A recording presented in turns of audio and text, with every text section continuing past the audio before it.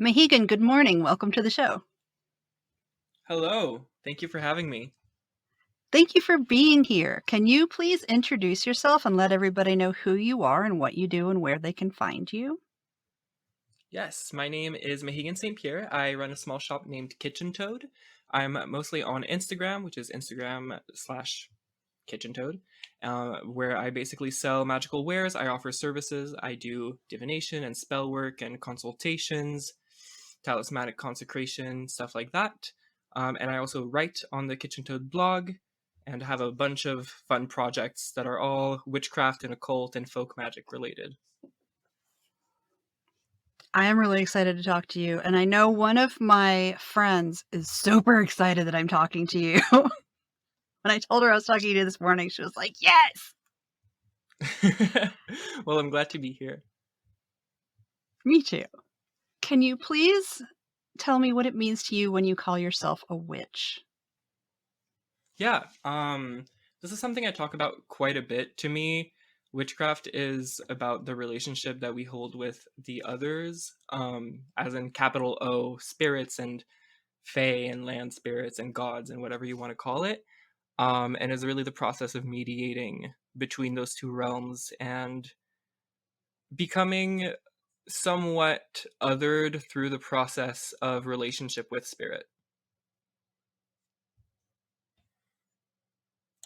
I love the otherness part that nearly everybody says. I love that about us.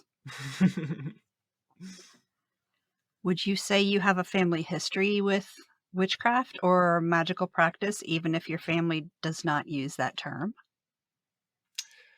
A little bit. My family's very spiritual. We're like good old Catholics, like pretty much everyone in Quebec. Like culturally Catholic, but the more like time goes on and the more my grandfather tries to evangelize me, the more what he says sounds like spiritism and like because he believes in God and angels and saints and all that, but he also believes in fairies and demons and that spirits of the dead can come back to haunt you. And like his worldview through Catholicism is very folksy, and he's very much the one that kind of shaped my family's spiritual background. He's big into like the law of attraction and like The Secret and all those fun things that came out in the 60s.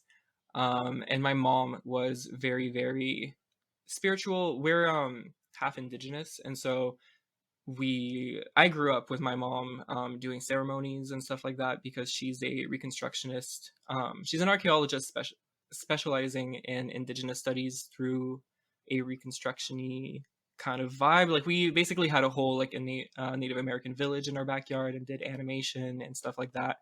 So I grew up with a sweat lodge and a longhouse and all the fun stuff. And then we've always been very, very woo woo. My mom was like a little bit into like crystals and gnomes and undines and like elemental spirits. And I was very much taught growing up like you pray to God, sure, but you also pray to the trees and to the rocks and to the rivers, and like there's always something that can hear you. So the spiritual background is not defined as witchcraft per se, but it was a very big part of my life growing up. Sounds very witch adjacent, at least. Right? Yeah, yeah. Can you introduce us to your practice? Like anything that you do regularly that you'll share? hmm My main focus within my craft is very much on land veneration. And I do include like the celestial realm into the land because it's with a capital L. We're talking like spirits of what's around you and what you can see and what you can interact with. I'm very big into ancestor veneration, whether that's my own bloodline or if it's mythic ancestors. My family name is St. Pierre, which is St. Peter, and so I do venerate him in my practice through that lens. Venerating the local dead as well, the people that came before us and built the places that we inhabitate and the infrastructure and the culture. Um, and otherwise, I do a lot of in herbalism. I actually got into magic proper through my kind of mix of herbalism and like spirituality growing up. I've been My mother was always very granola and like crunchy. We always did like herbal remedies and homeopathic stuff, and then I started studying it when I was like 11, 12 is when I started being very interested in it. And that's what led me into witchcraft proper. So I have a big background in herbalism and holistic wellness and nutrition and all those kinds of things. Cool. Thank you. Would you say that witchcraft changed your life? Yeah, absolutely. I'm not really someone who got into it because it was interesting to me.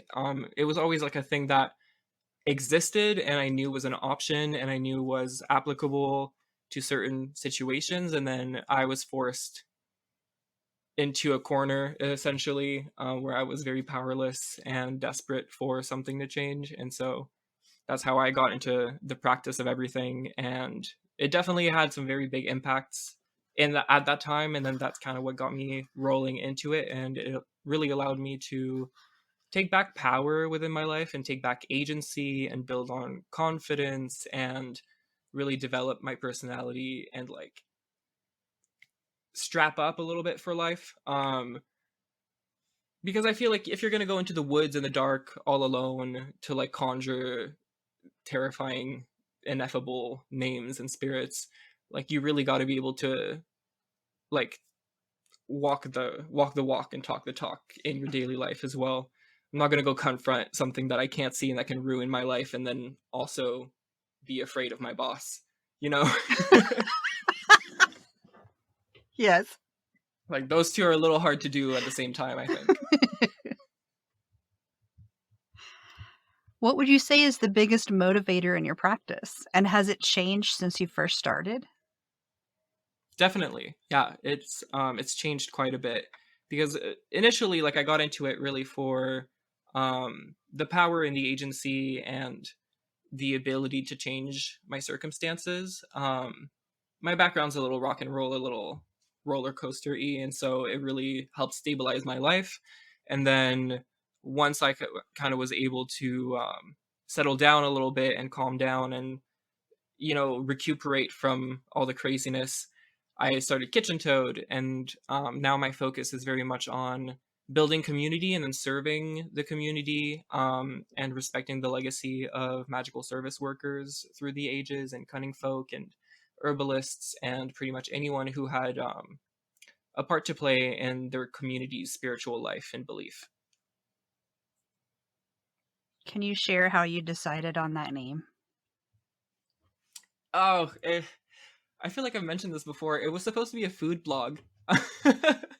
I moved to Vancouver when I was like a teenager, and I was like really inspired by the market scene there. There's a beautiful market on Granville Island, and they sell like local goods and vegetables. And BC is wonderful because there's like produce year round. It's lovely. And I'm big into food, and so I was very inspired by that. And I like threw myself into this crazy project where I was like, I'm gonna buy a domain and I'm gonna build a website and start a food blog and da da da da da. And then I didn't Yep. do it, and I was like stuck with this like $700 domain that I bought for like 10 years, and I was like, what am I going to do with this? And then the more I thought about it, the more I was like, it's kind of catchy, it's kind of a good brand name. So when I started up the business, I was just like, well, we're just going to call it that.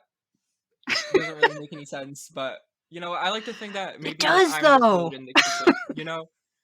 It super makes sense to me. Yeah. Toads are super witchy. They are, yeah. It used to be I was blogging under the Frogs Apothecary for a really long time. It was always frogs for me. It was never like toads, but then I was like, toad kind of sounds witchier and more like brandy. I wish it was like some kind of like toads are super sacred to me and like da da da. But no, it was a business decision fully. That's kind of why my business name is what it is. Because I like Yeah. the way sounds. I like the way things sound when they come out of your mouth. That's why Clever Kim's Curios is what it is, because I just like the sounds. Good alliteration, yeah. Exactly. What would you say is your biggest struggle when it comes to your practice? For a long time, I think it was imposter syndrome. I think that's everyone's story.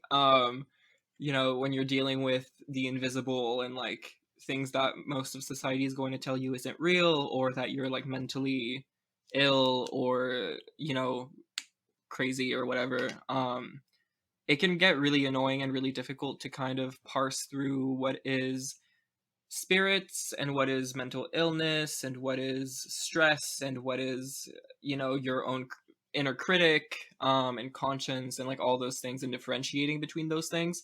I'm someone who took a really long time to develop the like the psychic senses of like mediumship and being able to communicate with spirits more openly and differentiate between what was me and what was spirit and what was intuition and what was, you know, outside influence and stuff like that.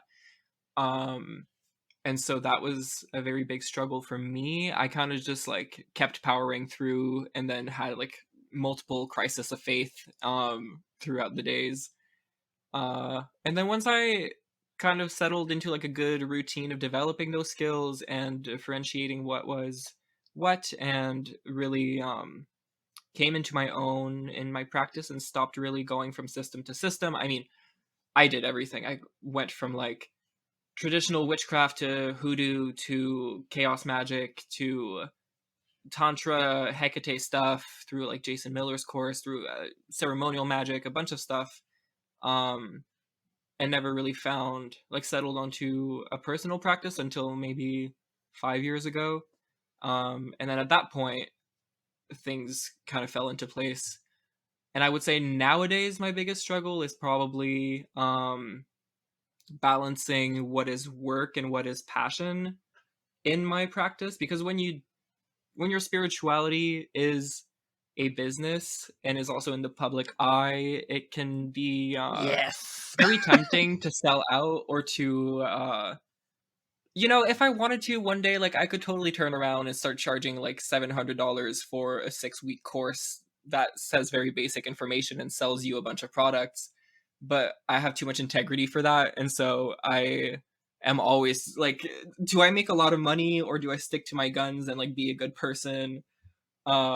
And it's like navigating the whole business world is crazy, especially in this community where I think um, people are very cutthroat between what is business and what is friendship and what is magic and what is uh you know, community and what isn't community, and then everything gets very blurry very fast.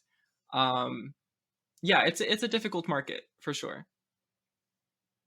I bet part of that is because we've been on the outside for so long that when we find community, even if we're paying for it, we latch on. At least that's my Mm, experience. definitely, there's a lot of cult leaders hiding in plain sight. Yeah. Yes. hmm So it sounds like you don't have so much of an issue with imposter syndrome anymore. When you did, how did you sort of pull yourself out of that? Or did you? Delusion. Oh, good. Me too. Straight up just pretending like I didn't hear my little imposter voice. And also, well, I do have like the very special position that like throughout my entire magical career, I've been blogging. I literally, if you go back in the internet archives, I'm not gonna tell y'all where to go because I don't want anyone finding that. But yeah, I have a very strong paper trace. You can see like the very first spells that I've ever performed online. Um, like Oh, not that's the first terrifying to one, think of. but like yeah. So I everything don't that want I've people to done, see that. all the misinformation that I used to incorporate, and all of the bad opinions that I used to have. Oh my gosh. um, Yes. and photos of things that shouldn't have been taken. And anyways, you can find all of that. And so, you know, I did get the chance that I've always had people to discuss online, and also people to like get like kick my ass a little bit. Uh, I think that like having people in your community point out what you're doing wrong or what you're spewing bullshit about. Can I swear on this podcast? Hell yes. Okay, awesome. I cuss like a sailor. Me too. um, perfect. So yeah, having people in your community that are older and more experienced that can really tell you like, hey, what you're saying is wrong, and you're kind of running your mouth for no reason. Maybe like look into that is really good. And so that helped me because in my mind I was like, if I can be wrong about things, that means there's certain ways to do things right, so it can't all be false. So that helped a lot. And then I've also always been providing services. I practiced for maybe like 2-3 years without telling anyone, and then after that I was already like performing spells on behalf of friends and classmates and people in my life, family and stuff like that, and doing readings for folks, because I had the chance to grow up in a very spiritual and very open-minded environment towards those things. um I mean, the witchcraft is still a little hard to swallow for my family, but they don't care about tarot and like tea leaf readings and stuff like that. um and so I've always had people like believe in what I do apart from myself, so that always carried me through. Um, but otherwise, very much just delusion and being like, I'm just going to tough it out and I'm going to keep doing what I'm doing for a couple of months. And then if I still feel the same way, if I don't, if nothing that I do succeeds and none of my spells work out, then I'll give up. And then it never happened. So, test of time. That idea that, okay, this is what I'm doing wrong, but that means there's something I can learn that is right. Holy shit. That's great. Mm. It's a little backwards, but it made a lot of sense to me. It makes sense to me. Like epiphany type. Good Lord. What brings you the most joy in your practice? Nowadays I would say it's probably like the relationship I've developed with my spirits. I've always considered my spirits to be my family. I kind of consider that they raised me a little bit. Just because I left home really, really early, and was on my own very early on, and really struggled with family things and cut everyone off for a couple of years and all that fun runaway stuff. So my spirits really took a familial role for me and really carried me through a lot of things. And I imagine in the same way that a lot of people's like faith for God carries them through a lot of things. Um, my spirits have always been very present and vocal. Once I started being able to let them in and communicate with them more openly and accept what they were saying, because they've always been talking. I feel like that's something that a lot of folks experience, where like everyone's always wondering like how do they hear their spirits, and they already hear them but they can't really, they either don't allow them in, or they like push aside what they're hearing from them because they're thinking that, oh well, it's not a crazy sign or anything like that. And that was very much me. um and so little things here and there really make me happy whenever I get an omen, or whenever a specific animal related to a spirit I work with shows up, or when I, will sometimes I'll just go into my ritual room and I'll be like, guys, here's what's happening. Here's what I need. If y'all could come through, that'd be really, really great. Maybe shed a few tears, tell them how I'm feeling. And then like things like magically fall into place, or like the right things happen at the right time. Like that to me is really beautiful. Beyond all of the sorcery and like the magic itself and the formulation and the business, I think that very much the relationship I've cultivated with my spirits is what I like the most. That sounds lovely. It's a good time. We have a lot of fun here. Me and my 14 spirits. I am not there yet. Jag, 14. Oh, it used to be more. I used to joke around and be like, sometimes a home is you, your 14 spirits, and your 3 cats. Yeah, I maintain a lot of different relationships on different levels with different spirits, but I mean, like, things incorporated very easily for me, which is I'm very lucky about. There's a lot of people that like will have a spirit take over, or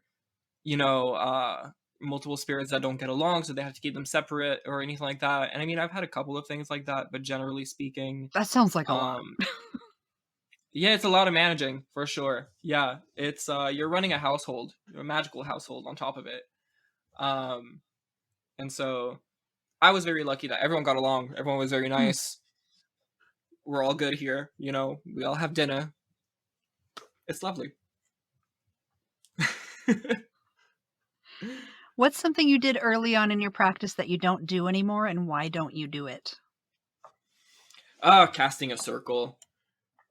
Uh, I think that's like a big one. I think it's fallen out of favor in recent years from what I've seen. Back when I started, it was like you gotta cast a circle. Even if you're just pulling some cards, you have to cast a circle. You have to protect yourself, this and that. Um, and like maybe like a year or two into my practice, I was like, this is tedious and annoying, and it does not do anything for me. You know, so I stopped doing it. Uh, I think that a lot of the time, if you're going to be doing ceremonial magic and you're going to be like delving into the keys of Solomon, whether you're doing just like greater key stuff and just conjuring or consecrating pentacles and conjuring angels and stuff like that, or if you're doing like DSIC, like of course I think the circles are very important, especially when they invoke certain names or grant specific presences that are necessary for the ritual. Um, you know, stuff like that, especially if you're going to be working with like more dangerous entities, they can be very helpful.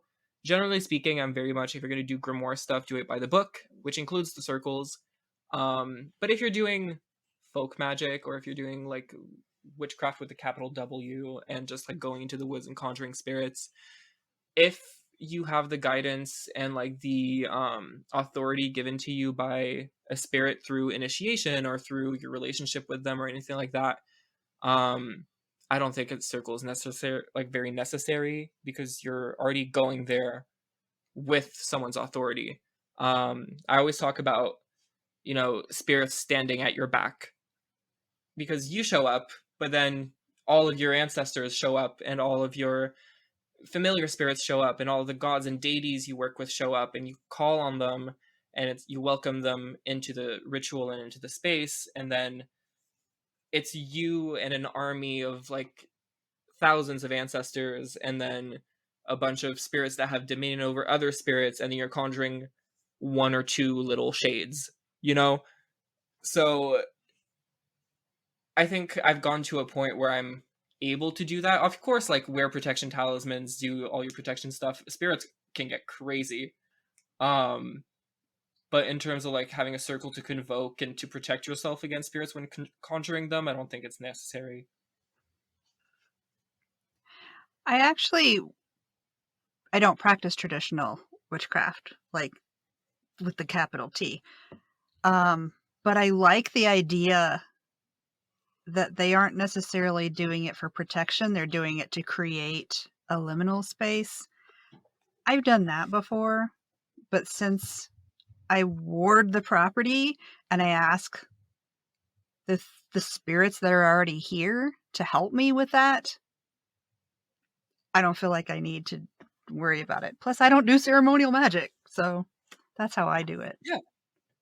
No, the liminal space thing is definitely, I think it could definitely be a use for it, but also if you're practicing in your home and you're casting spells and creating wards and in a relationship with spirits, you have spirits coming in and out all the time, you already are in a liminal space, I you don't know? do that in my house. I do that out in the garden. There's a specific Maybe that's place a I better do that. idea. Maybe that's a better idea than what I do. I don't have room in my house for more things. Whether Oh, they're that's so corporeal fair. or not, I just don't have room. There's stuff in here taking up space. I can't always see it, but it's Oh, here. that's so real.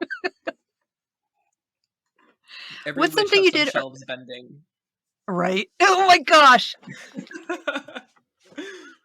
If we were in my studio, I literally have, you know, those wire shelves that you can like put up these strips on the wall and they hold Oh, yeah, yeah, yeah. brackets, the wire shelving Mm-hmm. full of jars full of herbs, and literally it bows in the middle, and I need to install another thing Mm-hmm. in the middle to hold it up. And I It's have not crazy. because it's a pain in the ass, but I've ruined every So storage bowed. closet I've ever. This used to be where my herbs were, but it's only like literally this big, and that's not enough now. So No, now I have an never entire is. room. What's your favorite tool? It does not have to be a physical object. It can be a philosophy or an idea, whatever. Why is it your favorite, and how do you use it? I'm a big knife person. Very much. I have multiple blades that I use in my practice. I work with them as spirits themselves, and I use them for everything. I mean, I love I don't know where I heard it, but there's someone out there, another podcast, who was talking about blades and knives and stuff, and was like, Wicca is all about, you have an athame and you never use it, and it's just for ceremonial use and symbolism and all that. And traditional witchcraft is like, you need a knife. How are you going to cut things? You know? And I'm very much the second party. I use my knife for everything. I use my knife to carve candles, to collect plants, to protect my space, to banish spirits, to mix up certain oils that I do. Like if I'm doing like a protection oil or a cursing oil, I will be stirring it with my knife.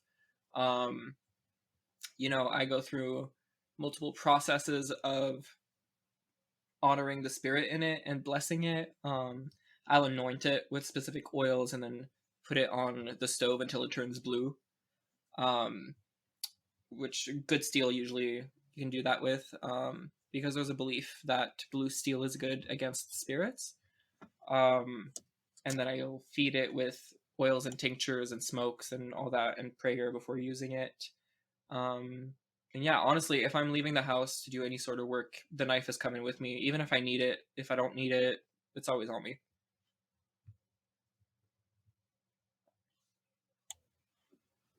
I didn't think about that with the blue with the knife, but it makes sense with haint blue and the blue bottles and all the other Mm-hmm. stuff that I see in folk magic. Makes a Mm-hmm. lot of Yeah, sense. I think I first encountered it in like a thing on Japanese folklore. Because they have like a whole bladesmithing spiritual thing going on. And that was a thing that was mentioned.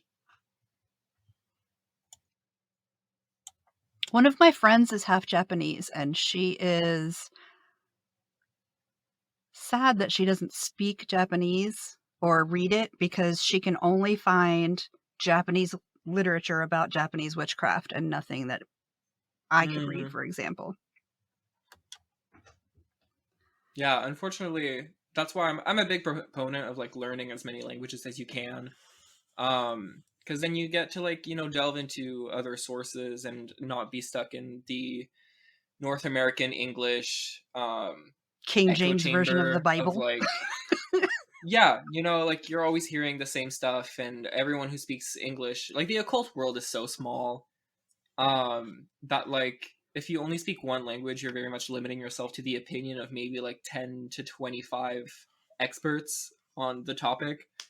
And then you just gotta wait until more stuff comes out or come up with your own stuff if you want to do anything. So speaking other languages really gets you into new ideas, the same way that philosophy in other languages is usually illuminating.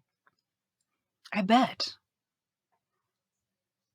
Can you pick out one decision you've made that changed the direction of your life? And if so, what was it? God, what did I do last week? Exactly. uh Honestly, I'm a very, very intense person in my decisions. I've made a lot of very, very. I don't have any issues making hard decisions. I make them very quickly, because I believe that any choice you make is the right choice, as long as you make one. So, you know, I moved out on my own when I was very young, in part because I felt like I needed to for the magic stuff. I started a business when I was very young at a very difficult time when I did not know anything about it. That definitely changed my life. Um, I have moved from province to province multiple times, since being on my own and like all across the place. That's all. Everything changes your life. I don't know if there's anything specific that I can pinpoint that really brought me to where I'm at now. But the business is a big one, and the one that I'm very happy about every day. I'm very, very grateful that I chose to do this at the time that I did, because originally I was going to do the business when I was like 31, 32, all that. Once I'm settled and have money and like know what I'm doing and all that. But then That doesn't happen. the pandemic happened. I got my nice little curb payment from the government. Thank you, Canada. And then I invested all of that into the business, and here we are. Cool. That's nice. I can't believe COVID is like 4 years old. Tell me about Holy it. shit. Jeez. Speaking of which, how do you pull yourself out of a magical slump? Ooh. Back in the day, I think like things have changed lately because my slumps are different than they used to be. Because it used to be like I had a slump and then I could kind of like stop doing magic and just like mind my business and then come back to it. But now if I don't do magic, my bills don't get paid. So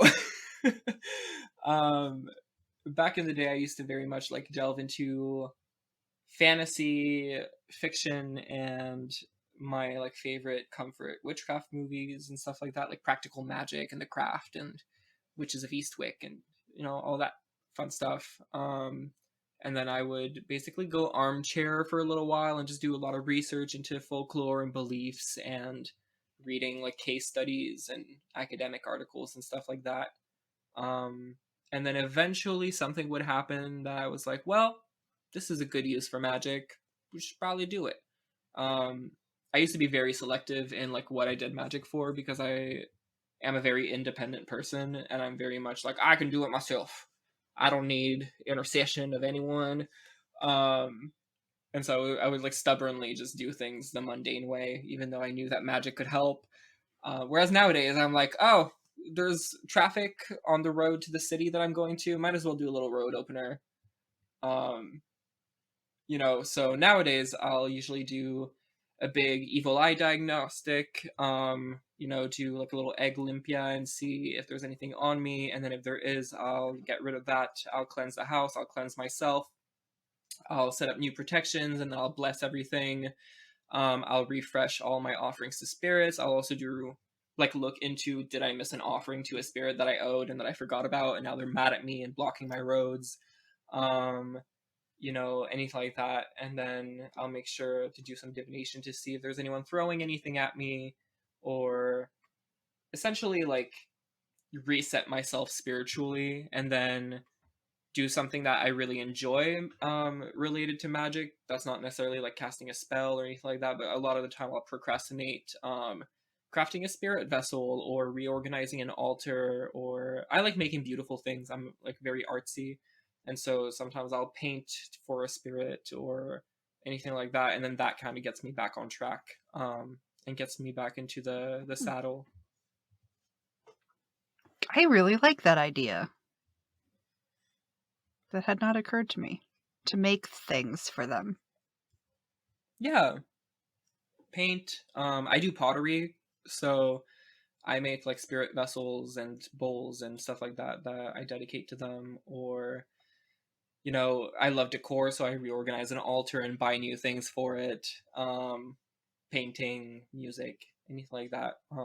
Spirits love that kind of stuff. I think an offering of time is usually the best thing that you can do for a relationship with a spirit.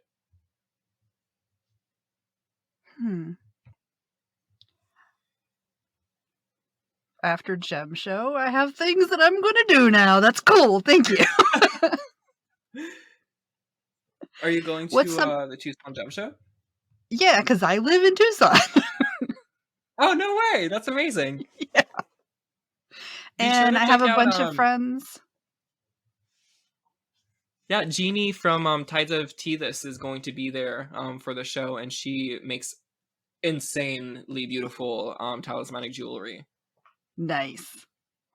Mm-hmm. Yeah, a bunch of friends, witch friends, are coming here, so I'm going to show them the shows I like to go to. and show them the shows that are more suited to their business that I don't go to because it doesn't match mine. But I'm still excited to go to look at Mhm. rocks and eat a bunch of Right? tacos. I love gem shows. Oh, yeah. I'm excited about the food. So excited. Can't wait. I'm the same way. There's a food truck that parks outside of like a rotating food truck that parks outside of the antique mall in Edmonton where I used to live. And we used to go like antique shopping just to have food. We'd Yes. walk around having like an ice cream float and being like, "Ooh, this bell is very old," and then just leave. Yeah, when I travel, I always look at the restaurants and pick them out. Oh, same. I do food tourism, absolutely. Yes. My husband and I went on a trip from Colorado across the top of the US. I think we were on 70 and then down 95 and then back on 40 to hit all the big barbecue Mm. cities in the You did like the US. square. Yeah. Nice. I Oh, love I would barbecue. love to do that. Yeah. And No, a Nashville big hot road chicken. trip I in mean, the US would be beautiful. don't do it in summer if you have a dog with you. So say that. Oh yeah. No, I know. It's too hot down there for my northern complexion. What's something you wish was discussed more in the witch community? uh Scams and frauds and impersonators and also I don't what could I call it? The right to one's ideas. Um Being like a business in the sphere and also like when you blog for a long time, you're always bound to have people who will like rip off what you say or what you do and then sell it as their own or um a big thing that friends and I talk about a lot is as people whose craft is often perceived as being more authentic in in air quotes uh or more like intense for the camera, I guess. A lot of the time a lot of our concepts or philosophies or ideas or things that our spirits will have showed us or taught us will be co-opted by people whose practices are a little on the less spirit involved side of things, like that is a little bit more new agey and a little more approachable, because of course like they are incorporating the same ideas and concepts, but then if they share it through their lens, it kind of reduces our ideas down and down and down through the audience and trickles down into something that it's not. Um, Especially when it's something that's like spirit taught or or a methodology that you developed through mentorship, and then you'll see people take easy bits of it and then reposting it for like beginner witch tips on TikTok, and then that trickles down into just a mess. So that can be very difficult to see. It's a natural part of things. I think that's always going to happen. I do wish that there was a little more um, openness about where you got ideas from or where you first encountered a concept, or if you're going to be inspiring yourself heavily off of like a sigil design or a talisman design or a prayer or poetry or anything like that, especially because a lot of witches and occultists are artists. um I think there should be a lot more openness about referencing people and about working off of people's ideas and concepts, and then also having conversation with them, because like I am not if I see someone using basically the same sentences that I wrote in a blog article 2 weeks ago to sell their new product that they came out with without them ever speaking to me, I will be offended. If it's like someone Rude. who came into my inbox and was like, hey, like I really like what you're talking about and like I have these thoughts on it and I thought that would be really applicable to my practice, and then we compare points and we have like a good conversation about it, then like I don't care what you do with it because I know where you're coming from. But if I don't know you, then it comes off a little leechy. Discourteous. How Um, about just be courteous? exactly, exactly. I think that for a community that recently online has been very vocal about building community and, supporting creators and stuff like that. There's a lot of PvP happening in terms of co-opting ideas or spells or anything like that. Yes, I agree. Consider your 3 biggest influences, not necessarily people, just things that have influenced your practice, like philosophies, ideas, kind of like the tool question, except the 3 biggest influences on your practice. What would you thank them? Who or what are they, and how would you thank them? What are you thanking them for?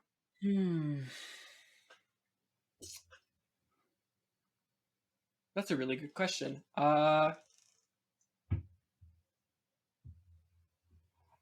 think for me, I consider myself an artist before I consider myself a witch. Um, and so, in terms of influences, definitely medieval and early modern and Renaissance art, and the themes that came through Baroque and Raphaelite art, and music, and themes of religion as it intermingles with art, and heresy and mysticism, and just the lived experience of art through spirituality and spirituality through art, I think would be one. And in terms of how I would think that one, I guess I incorporate it into what I do as much as possible.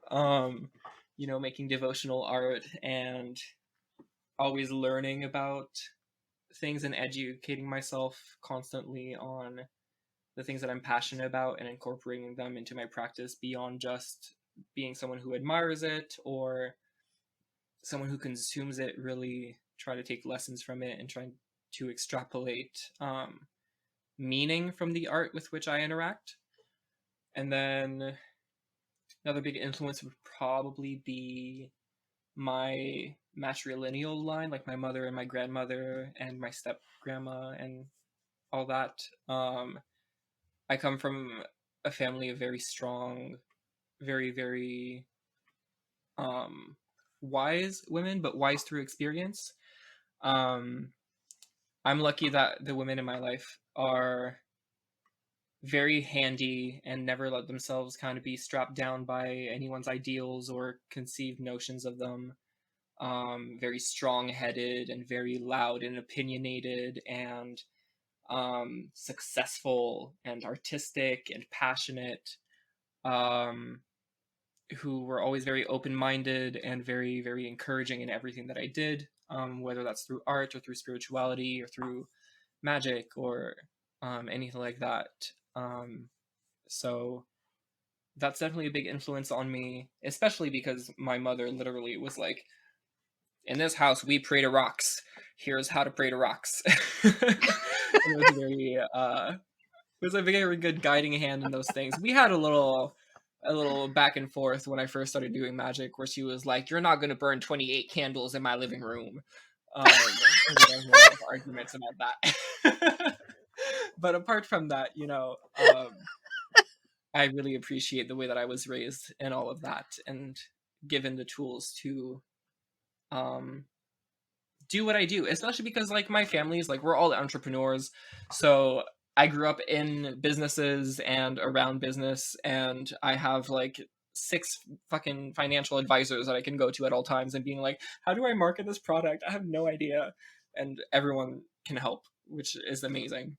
Um, so yeah, and then magically, oof, I would say like the North American current of folk magic. I don't talk about it too much because there's a whole conversation to be had of nuance in collaboration, inspiration, appropriation, and all of the things regarding that. But when I first started out, my book of like cantrips is what I like to call it, is Judica Isles' Encyclopedia of 1000 Spells, which at the time I assumed was just like witchcraft, when in reality it is a book of hoodoo. Um, it's very much based on Southern American conjure, Southern American like the United States, um, of conjure and hoodoo and practices that are very much based in the Bible Belt and stuff like that. And so I still carry a lot of that influence through to this day in terms of how I set up spells and how I work with plants and herbs, and the language that I use, especially in terms of if we're talking about road opening, if we're talking about crown of success, fast luck, like all of those things are things that originated in practices from the south of the United States. And so that's a very big influence that I like to honor and respect. Um, yeah, I would say those are the three. I like those, and I'm glad that I have new things to ponder for the rest of the week. What advice do you have for a new witch? Research, just research. Give up on Llewellyn and Weiser and Three Hands Press and all of the books, the big witchcraft books that you're looking into. Those are fun to read. Those are really great once you've established a practice and once you have an idea of what they're talking about, especially if we're talking Three Hands Press, because God knows they have a thesaurus on deck. But, scholar.google.com is a great place. Read academic articles, research folklore, folk beliefs, popular medicine, research witchcraft trials, and research the politics of witchcraft throughout history, not just in the modern days, but also in the early modern era, and in Iceland during, the quote unquote burning times, which very strange subject. Research your family's history as well and where you come from and your ancestry and their beliefs and their belief systems and how those things evolved through religion and with religion and against religion. Read up on philosophy of magic. There's a lot of our philosophy of magic comes from the Middle East and medieval texts from that era or from the Egyptians, and a lot of our astrology comes from the Mesopotamians and Babylonians, and Egyptians. So research history and the evolution of magic, and religion and spirituality and its effect on culture and anthropology through the years. Ethnographies are great to look into. All of those things. I think if you're going to be a witch, if you want to be the best witch you can be, you also have to be an academic a little bit. The subject is so much more complicated and so much more complex than casting spells and getting what you want. You're working within a legacy of beliefs and cultures and practices from the world over, that were distilled into this very moment that allowed you to do those things. So always respect the people who came before you and the cultures things came from, and make sure that your ideas are solid. That's the soundbite.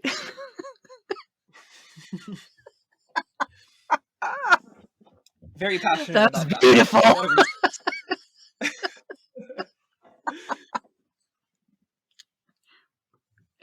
So now that you've seen and answered these questions, who do you think would be interesting to also have answer these questions? Who should I invite on the show? Ooh, that is a great question. The folks over at The Frightful Howls You May Hear are very, very good friends of mine and also very strong influences on my practice, and just incredible people as well as incredible practitioners. If you want to talk to scholars of magic, hit them up. They're incredible, and their knowledge is honestly. I'm someone who talks a lot, when I'm around them, I shut the hell up. I just absorb. Um, they're very nice. Otherwise, um, Sasha Ravitch is amazing as well in the astrology department and in the bridging of witchcraft and magic, and astrology. Really like her work. I really like Manticore's Den as well, um, who practices some very interesting Thai things. Um, oh God, am I blanking on her name? Uh, Ivy.Senna on Instagram um, is a good friend of mine as well, and she has been doing a lot of really, really amazing things with Pollux, the fixed star Pollux in Gemini. And she's also published a beautiful pamphlet through Hadean Press called Venus as Mother that I really enjoyed. I think she would be super interesting to talk to, especially because, if I'm not wrong, she is currently doing either a master's or a PhD in economics as a practicing witch, and Holy that's crap. very, very interesting. She's amazing to talk to. Uh, yeah, I think that's like those are my big suggestions that I have coming to mind. I have to take a picture of what I wrote down because I always forget and erase. It's dry erase, so I Oh yeah. compulsively erase it. So I have to take a picture. Honestly, a throwaway notebook has like saved my life. I buy like the cheapest notebook I find, and I just like write everything that I need in it, and then it's changed everything for me. I can't. I feel bad about throwing things away. Yeah, bitch is a Oh, I keep hoarder. them. So I still keep them, even if it's in the name. I have They're so all much stacked. shit. There's so much shit. I can't. Uh, I I've have been to looking be able into to remove it. because like I'm like a big notes person, and I'm always like taking like 100 notes, and like making lists, and I like everything that I do, I like critique myself on. So like I write everything down. But I was thinking of getting like a remarkable thingy thing. I don't is it a tablet? I think I've I'm heard of not that. sure. But like I like the idea that like you can write on it and like make PDFs and then just like upload them to like Google Drive, and Yes. they're just there. So it's like a Yes. digital notebook That's that you can actually write in. I really like. badass. Without it being like I have ADHD, so if you give me anything that has apps on it or anything else other than the thing that I need to get done, I'm not doing the thing. Then you're So I like off that on it's the also in the a game notebook. and Instagram and Facebook and everything else. Marco Exactly. Polo. Running a business, you've always got something to check. Emails, Yep. Instagram, Patreon, everything. Yes. Always a Yes. notification somewhere. Is there anything else you wanted to bring up or any questions that you had for me? Yeah. Well, I just released a collection for the Fixed Star Vega that I think I would love to kind of advertise and get out there a little bit more at the time of recording. I'm not sure when this is going up. Um, and yeah, if you guys are interested in what I do, or if there's any questions that you have about anything that I said, or if you'd like to book some spell work or divination, anything like that, it's instagram.com/kitchentoad. You can email me also at mahigxn@outlook.com is my name with an X because it was taken. Um, and yeah, I'm also on Patreon. I do community rituals each and every single month for the Hawthorn tiers. So if you guys are interested in that, you can check that out. Yeah, that's about what I've got Links will to be in the promote. show notes. Make sure you check show notes either on Spotify or Apple or my website, wherever they will be available. So the last two things I ask of every guest. Thing number one, recommend something to the listeners. It does not have to be witchy. Whatever you are super into right now, recommend something. Oh, geez. I would recommend The Rules of Magic by Alice Hoffman. Just just because I started listening to it again the other day as an audiobook, and it's honestly like Practical Magic is good, Rules of Magic is excellent. Um if you want like a novel that's really in like it really encapsulates, I think, the experience of being a witch in the modern age, even though like it's set in the 60s and stuff, but you know, same old. Between the life upheavals and the troubles that magic bring into your life, and you know, doing things that you shouldn't, and also the complications of being queer in spaces that are difficult to exist within, or love as a witch, and all those things, and just magical realism. I think she really nailed it on the head. I don't know if Miss Hoffman herself is a witch, but I think she really got it right in the way that life often tends to happen to people on this path. Um, you're always going to be kind of set apart and a little different from other people, because of what you believe in and what you do and the lifestyle that you choose. And that leads to a lot of the adventures that the Owen siblings experience, in my experience. So, great book. Along that same line, I'm going to recommend my friend's podcast. I don't remember what the answer to the question was, but they interviewed Alice Hoffman on their podcast, the Magnolia Street podcast. I don't remember if she said yes or no, but they talked to her. Oh, So check that out. I will be listening to that later.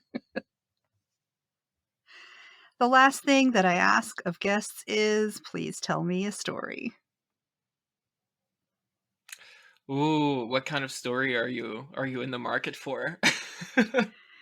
Either something goofy that happened to you, or something exciting that happened to you, or just a story that you like to tell, whether it is folklore or whatever.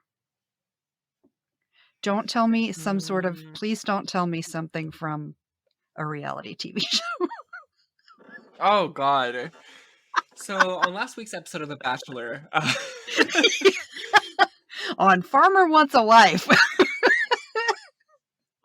Or I'm watching MILF Manor because Witch Bitch Amateur Hour. That's such a good Witch one. Bitch Amateur Hour is doing a special series on them in their Patreon. I want to die. Oh God. A story I like to tell. I can tell you the story about the first time that I like remember seeing a spirit very vividly and having like a very strange like ooh experience. Yes, please. So to set the context, I used to live in a military base, like a defunct military base, about I'd say 25 minutes away from this town named Sept-Îles, which is like the commercial metropolitan of northern Quebec, and with a booming population of 20,000 people at the time. And so, you know, we lived in it was very dark. There was like no street lights or like anything like that, except for like one, and then there was like a big gate that led into the base that was just like a residential neighborhood at that point. And so I think I was maybe 7 or 8, very young. And we were driving down. It was late. I think my mom had just picked me up from my sister's house because she was taking care of me for a bit. We were driving home. I think it was probably like 10 or 11 or something like that. And I'm half asleep.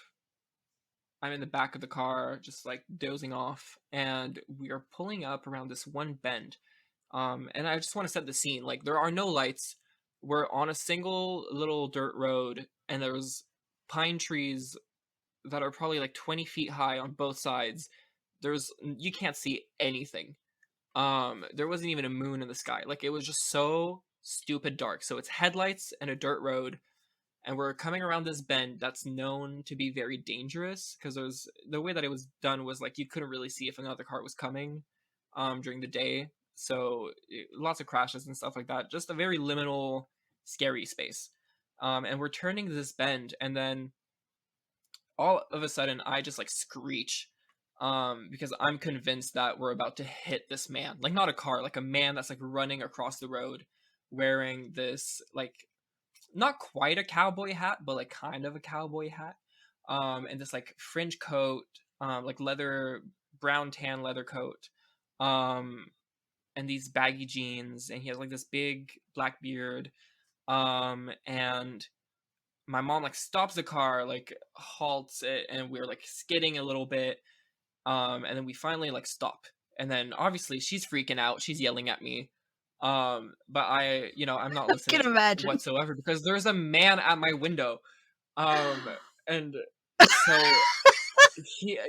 so there's like this man at the window, and I'm obviously like kind of freaked out, but also I think that like a common experience when you see a spirit is that like you're not afraid necessarily, you're kind of just confused, even if like if you think it's real, you should be afraid, but like you're kind of just like something feels off, so you're like not sure how to feel.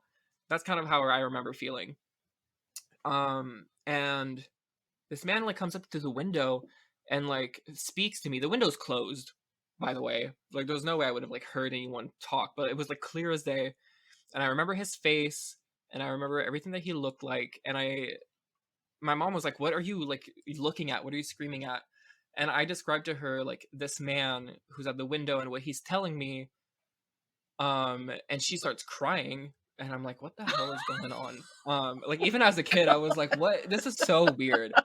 Um, and then we just like drive off, and we go home, and like a couple of days later, I came to find out my mom was married um to a man named Philip before I was born, and he died 2 years and a day before the day I was born. So she was widowed, and he died from a heart attack in the woods.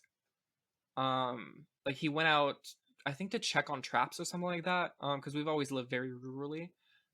He was checking on traps or something like that, and he took the dog with him, and he never came back. And then they essentially found him dead of a heart attack in the middle of the woods in the winter.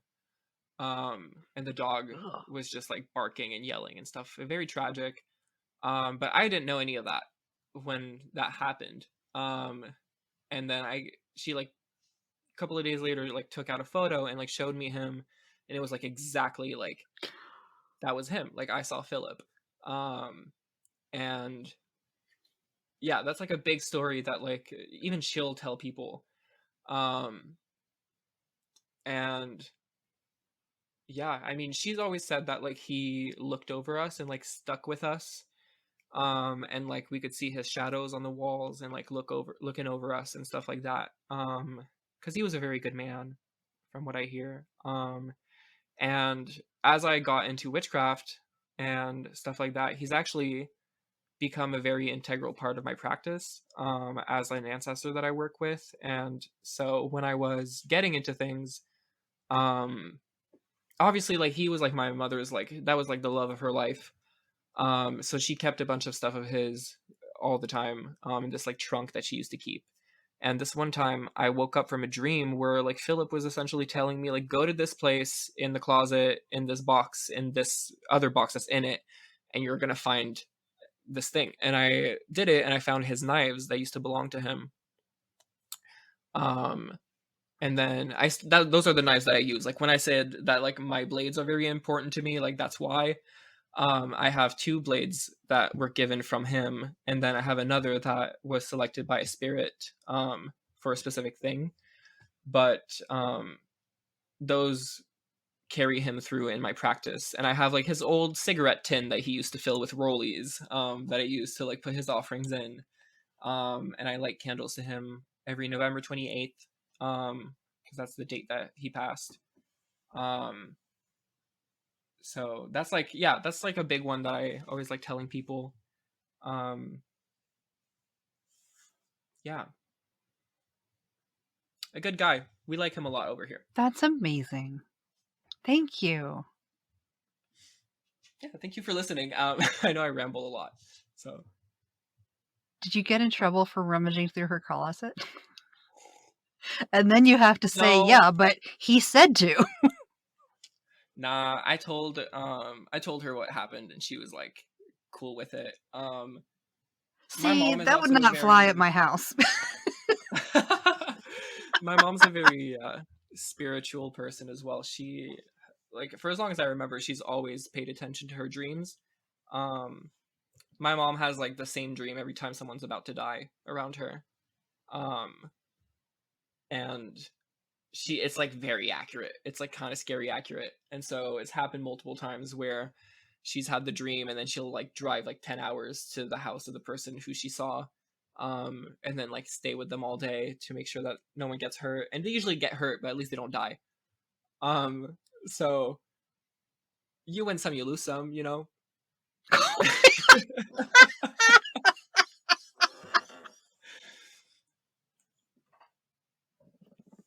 Yeah, we're That would kooky bunch stress me for out so sure. much.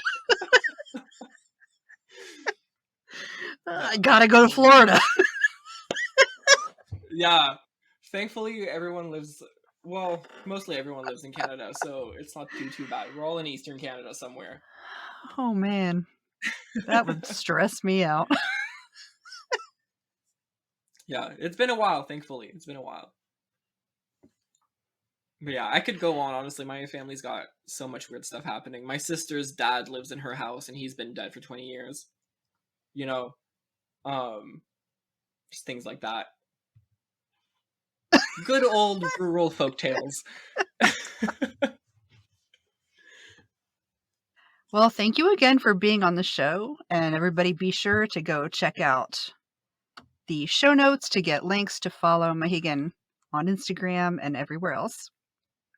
And I'll see you over on Instagram. Bye.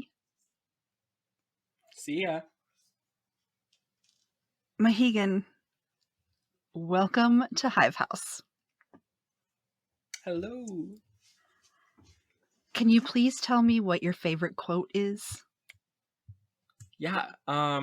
So that is one of the questions that when I saw it on the list, um, I was a little anxious because I don't remember any like big quotes that I really refer to.